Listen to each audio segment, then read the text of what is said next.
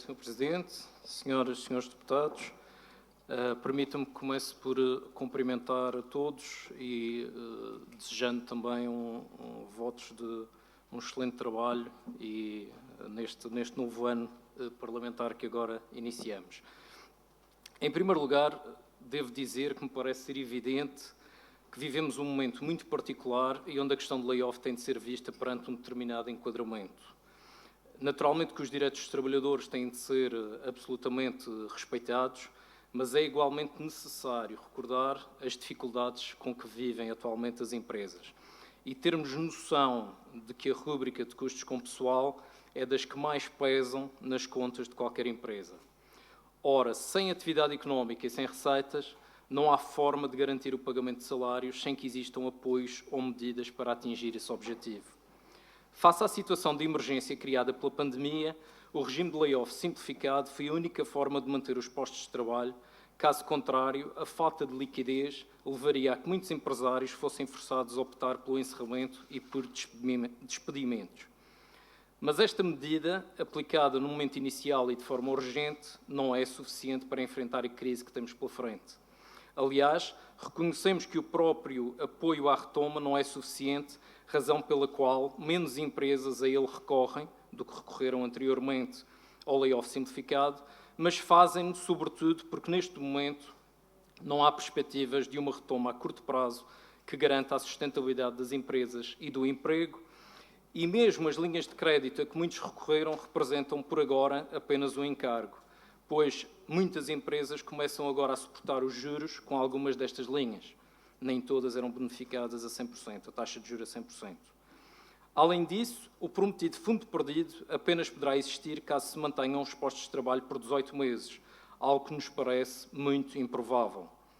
É por isso que vemos com preocupação as declarações do Sr. Presidente do Governo e do Sr. Secretário Regional da Economia, dizendo que derramaram milhões na economia e, em particular, na hotelaria.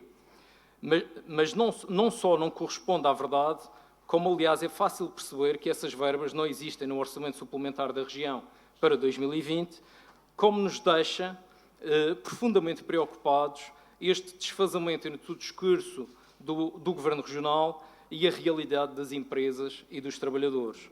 Falar de mais de 50 milhões de euros atribuídos às empresas, de mais de 26 mil postos de trabalho mantidos, ou ir ao norte dizer que a pandemia não afetou esta zona da Ilha da Madeira, é um ato irresponsável, perpetrado por governantes ou deputados desta Assembleia.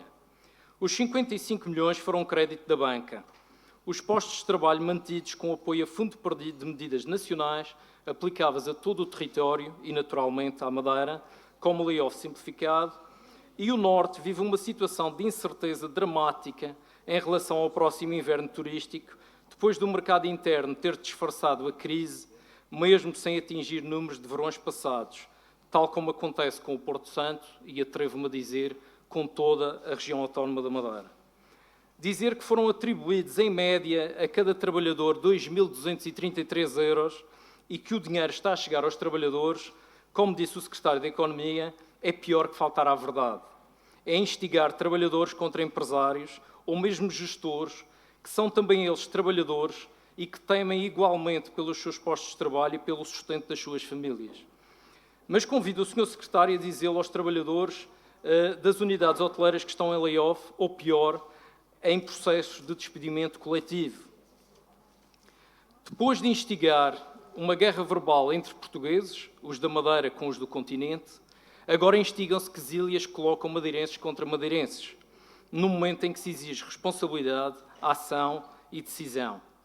É necessário implementar medidas que sustentem o emprego no curto prazo, pois o desemprego é evidentemente uma alternativa bem pior e com custos coletivos bem mais elevados.